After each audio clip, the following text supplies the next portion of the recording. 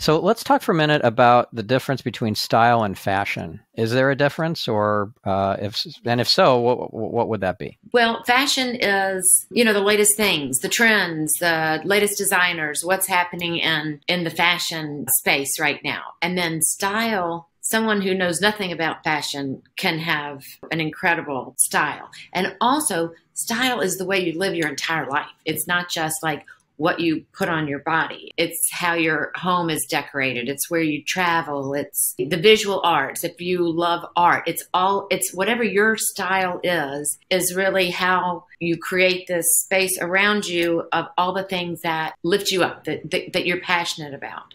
And so it's that je ne sais quoi where no one really quite understands how that happens or how that person does it, but they can just tell. And a lot of it has to do with really taking time to think about what it is that you do feel passionate about. And sometimes people will say, I don't even like blue. Why have I been wearing blue? I've got blue all over my house. That's what my mother wanted me to wear.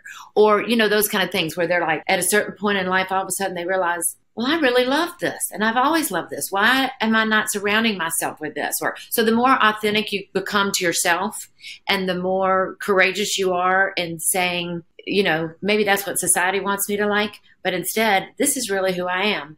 Then that's when people start going, there's something about her or him because you're comfortable in your own skin. And so that's what personal style is to me. All right. So what's the difference between trend or something that's more kind of evergreen and stands the test of time? How do you tell? Like, I guess there's a current trend to have baggy sleeves for women's blouses now. I guess, but who knows if that's going to be in next year? And then there are things that just are kind of classic, and you can keep wearing that for 10 years. 10 plus years. Oh, yes. Dressing classically, you will be investing in pieces that you can have for the rest of your life. And then, so for example, on the Style That Binds Us podcast, we'll do a trend report every season. And what we say at the end of that is, this is for you, FYI. For you to know, these are all the trends that are going to be very popular this season. However, what's insane is that everything is a trend right now, and they always come back around. And also there are all these made up random things. And the life of a trend these days could literally be like a day. I mean, it's insane. And this can get very confusing even for us, and we work in the industry. And so it's kind of nice to just take out the noise, get back to you and who you are, and then figure out what do you want your wardrobe to look like. So when Mom works with clients, she makes sure that they have a core wardrobe. And so that is the chic, timeless, evergreen pieces that are pretty seasonless, give and take some pieces. And so then that's when you have that core wardrobe. That's the secret to getting dressed. And then you can mix and match those in millions of ways. And then you can add in the fun statement pieces. So at the end of that podcast episode, we always say, this is FYI, you now know the trends. We recommend you pick maybe one or two. And so we'll say at the end, which trend are you most excited about? So then we'll say, okay, this season, I'm so excited about X, and I'm really looking forward to getting that. Instead of like, I'm going to Zara and I'm buying every trend, and that's cheap. Not only does the trend not last, but the quality of the wardrobe, that piece doesn't last long. It's maybe for one wear. So what's the point of living your life like that? We want to get away from that fast fashion, just consumer culture, and be a lot more thoughtful about what it is that you wear. And like, hopefully we're moving, like you can be individualistic, but still feel comfortable in your own skin. So like we were just talking about personal style, thinking about like, who do I want to be today and forevermore? Do I want to change that? And really using fashion as your nonverbal communication to the world of who you are, how you're showing up for that occasion each and every day. So what do you tell somebody who's chasing a trend? Well, that's okay. They're probably a fashionista. That's their thing. That's their hobby. And that's okay. They can do it for sure. The thing about, it's interesting when you think about classic clothing, when you think about what, let's say, Princess Diana wore. What she wore was just about as basic as you could get, if you can picture her when she was in her casual clothes. But when you want to have that look, but you can't figure out, well, I'm wearing a button down and a little pair of capris and a little loafer, and I just look pretty underwhelming.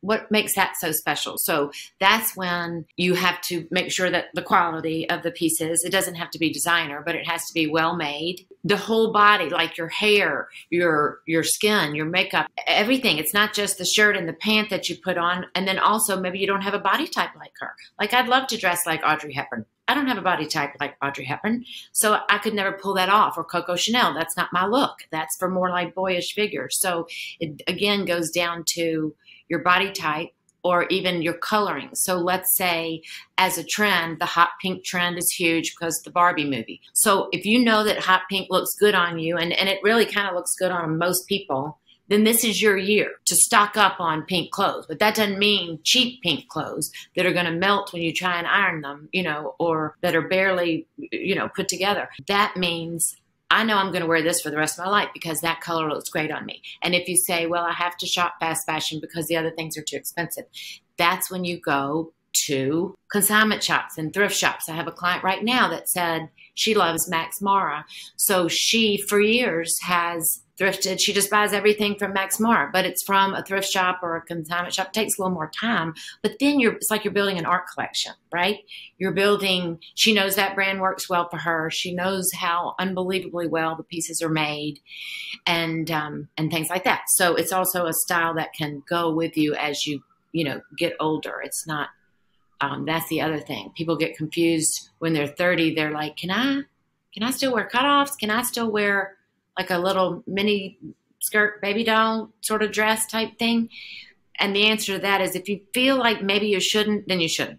If you're starting to question it, that's probably your answer. You can ask a million people, but you've already answered it yourself. You're just looking for someone to give you permission to still wear it. But if your clothes are these classic clothes, then, you can wear those when you're 20 and you can wear them when you're 75 in different ways. Right. And having kind of a mix and match sort of approach where you wear the same shirt in different ways with different kinds of outfits. It makes you more versatile and you're not as stuck. Right. So when I go into women's closets and they don't shop that way, they have a million clothes. You've never seen so many clothes, but they can't put together a look. They have too much stuff and they have not enough of the core pieces to pull the things together. So it's definitely, if you think, well, these clothes are more expensive, but you're going to wear that button-down skirt with jeans and also with a ball gown, literally. I mean, those are the kind of pieces that you get in. And when you get better quality clothes, you take better care of them too.